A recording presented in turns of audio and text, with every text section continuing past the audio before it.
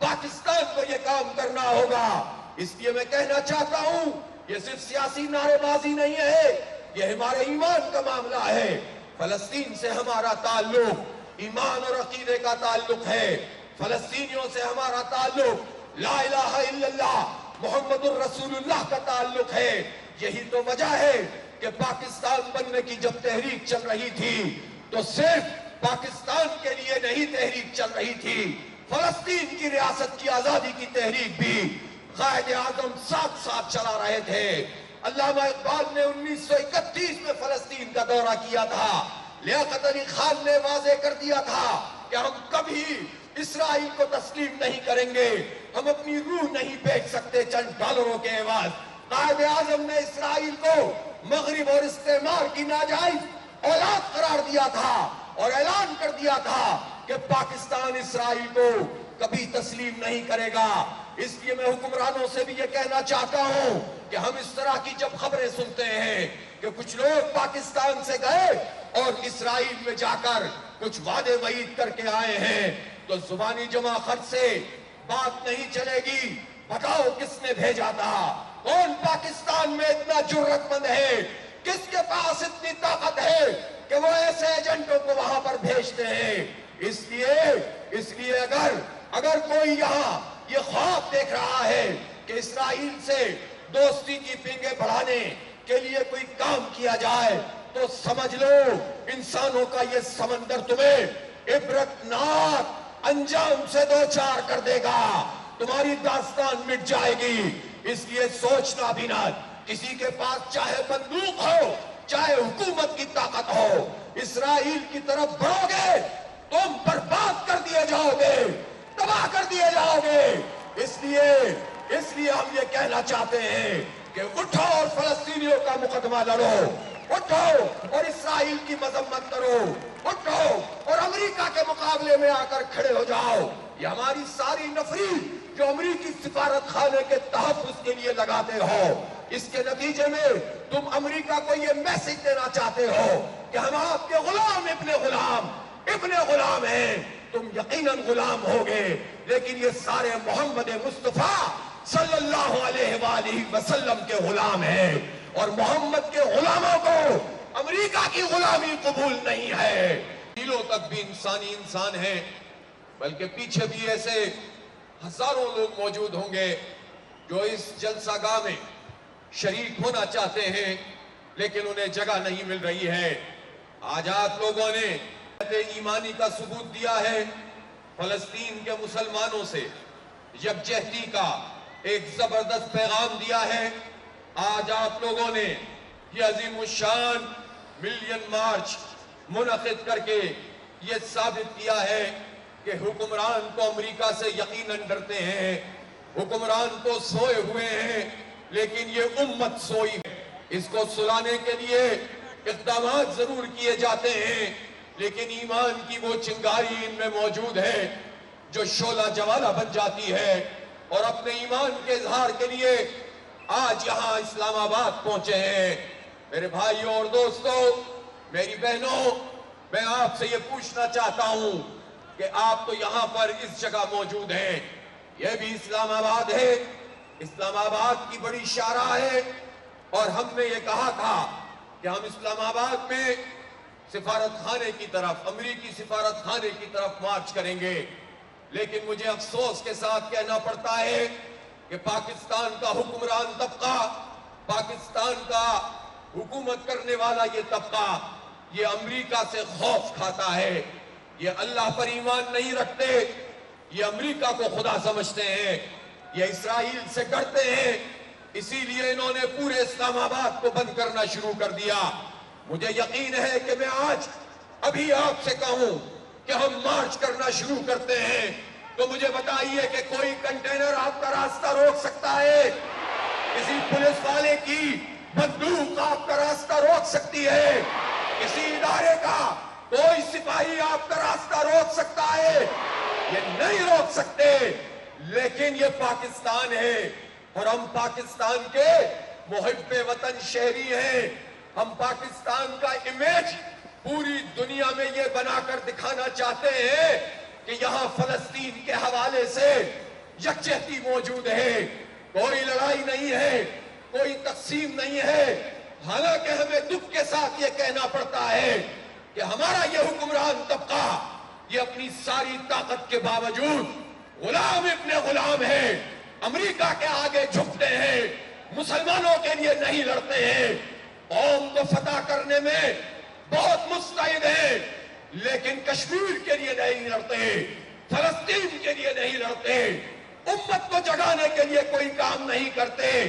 اس لیے ہم چاہتے تو یہ ہمارا راستہ نہیں روک سکتے تھے، ہم اب بھی یہ فیصلہ کر سکتے ہیں، لیکن ہم نے یہ پیغام دنیا تک پہنچانا ہے کہ پاکستان متحد ہے، پاکستان میں یکجہتی ہے۔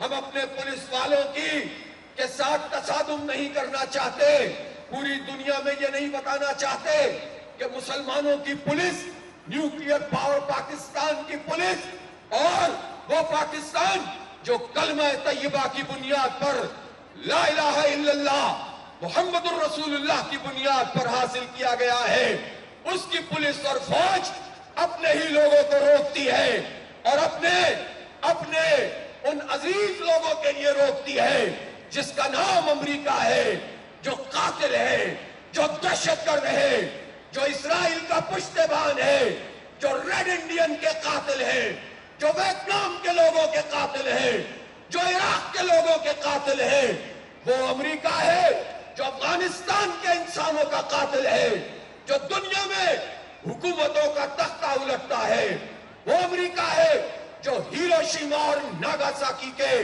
انسانوں کا قاتل ہے۔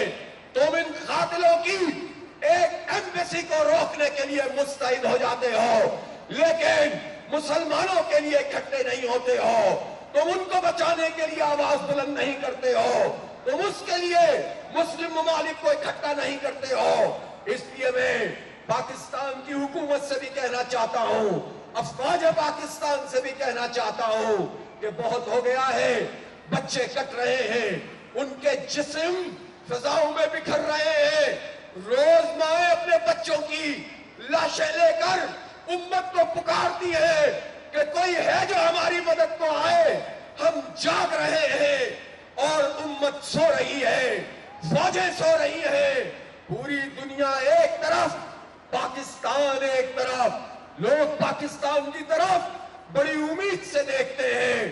اس لیے حکمرانوں، میں افواج سے کہتا ہوں، سپہ سالاروں، اب بھی اگر نہیں اٹھو گے تو اگر تم یہ سمجھتے ہو کہ امریکہ اور اسرائیل ان کی خدمت کر کے ہم کوئی عزت حاصل کر سکتے ہیں تو یہ یاد رکھو کہ امریکہ کسی کا بھی نہیں ہے، امریکہ نہ دشمنوں کا ہے نہ دوستوں کا ہے، وہ صرف دہشت گردوں کو سپورٹ کرتا ہے اور ہم سب اس کا نشانہ ہے۔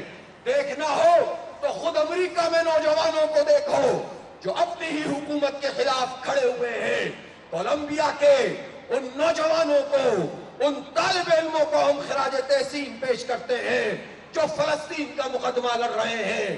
ہارورڈ یونیورسٹی کے طلبہ اور طالبات لندن میں، برلن میں، سڈنی میں، پرتھ میں، پیرس میں، ان سب جگہوں پر باضمیر انسان فلسطین کے ساتھ کھڑے ہوئے ہیں۔ تو ہم تو مسلمان ہیں، ہمارا تو قبلہ اول ہے، وہ مقام ہے جہاں نبی اکرم صلی اللہ علیہ وآلہ وسلم نے انبیاء کی امامت فرمائی تھی۔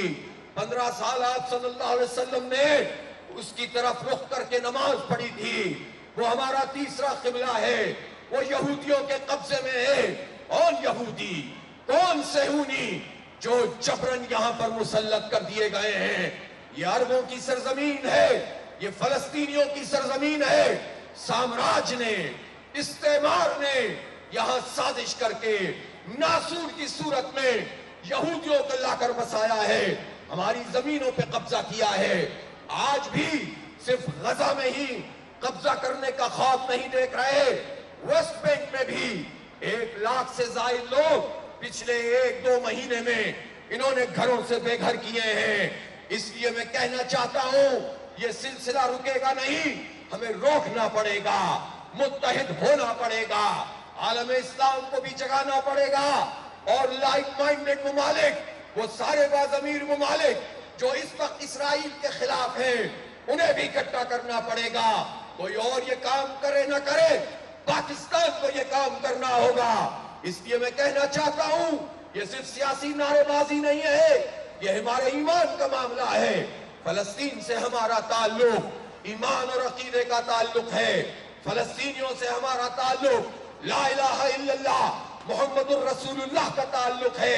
یہی تو وجہ ہے کہ پاکستان بننے کی جب تحریک چل رہی تھی تو صرف پاکستان کے لیے نہیں تحریک چل رہی تھی، فلسطین کی ریاست کی آزادی کی تحریک بھی قائد اعظم ساتھ ساتھ چلا رہے تھے۔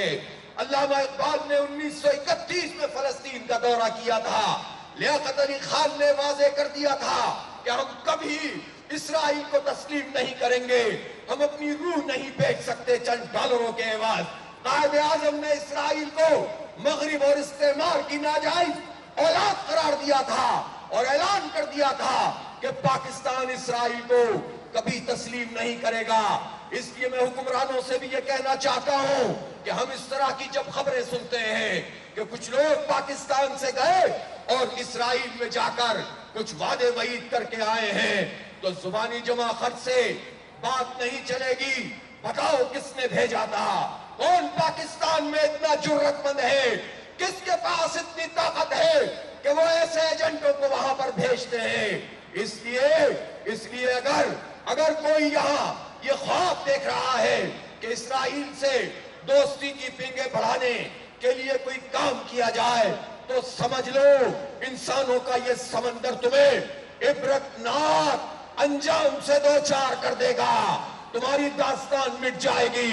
اس لیے سوچنا بھی نہ، کسی کے پاس چاہے بندوق ہو چاہے حکومت کی طاقت ہو، اسرائیل کی طرف بڑھو گے تم برباد کر دیے جاؤ گے، تباہ کر دیے جاؤ گے۔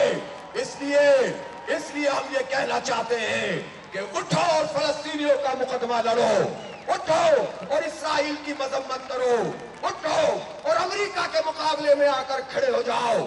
یہ ہماری ساری نفری جو امریکی سفارت خانے کے تحفظ کے لیے لگاتے ہو، اس کے نتیجے میں تم امریکہ کو یہ میسج دینا چاہتے ہو کہ ہم آپ کے غلام ابن غلام ہیں۔ تم یقیناً غلام ہوگے، لیکن یہ سارے محمد مصطفیٰ صلی اللہ علیہ وآلہ وسلم کے غلام ہیں، اور محمد کے غلاموں کو امریکہ کی غلامی قبول نہیں ہے، محمد کے غلاموں کو اسرائیل کی غلامی قبول نہیں ہے، اور ان کے ایجنٹوں کی غلامی قبول نہیں ہے۔